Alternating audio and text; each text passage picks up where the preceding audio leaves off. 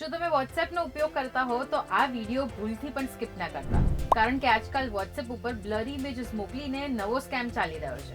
તો શું છે આ સ્કેમ અને તમે કેવી રીતે એનાથી બચી શકો છો એ જોઈએ આજના વિડીયોમાં વિથ મી હેલી. તો બ્લર ઇમેજ સ્કેમ જે અત્યારે ચાલી રહ્યો છે એમાં સ્કેમર્સ આપણા વોટ્સએપમાં એક બ્લર ઇમેજ મોકલે છે જેની નીચે એક કેપ્શન લખેલું હોય છે અને એ કેપ્શન એવું લખાયેલું હોય કે આપણી અંદર એ ઉત્સુકતા જાગે કે આપણે ઇમેજ તરત ડાઉનલોડ કરીને જોઈ લઈએ. અને કેપ્શન હોઈ શકે કે જો તો આ તારું જૂનો ફોટો છે કે શું, અધરવાઇઝ જો તો તારી સાથે આ ફોટોમાં કોણ છે.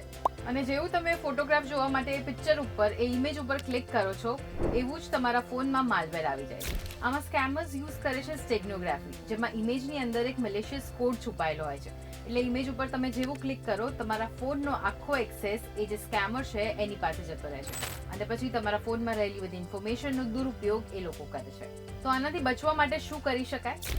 અનનોન નંબર ઉપરથી કોઈ પણ મેસેજ આવે છે, કોઈ પણ લિંક આવે છે, કોઈ પણ ફોટો આવે છે તો એ કશાની ઉપર ક્લિક ના કરતા.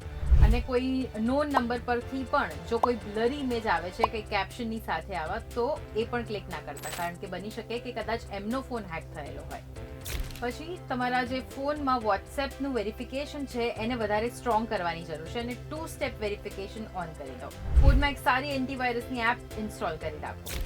અને ઇન કેસ જો આવી કોઈ લિંક ઉપર તમે ક્લિક કરી દો છો અને પછી તમને રિકોલ થાય છે કે શિટ આ તો આ સ્કેમ હોઈ શકે છે, તો સૌથી પહેલા તમારો પાસવર્ડ ચેન્જ કરો અને પછી તમારા બેંકમાં ફોન કરી તમારું અકાઉન્ટ બ્લોક કરાવી દેજો. અને આ જે વિડીયો છે એ બધાની સાથે શેર પણ કરી દો જેથી કરીને આ નવા સ્કેમ વિશે તેઓ જાગૃત થાય. અને રેગ્યુલર ન્યૂઝની અપડેટ માટે જોતા રહો ગુજરાત સમાચાર.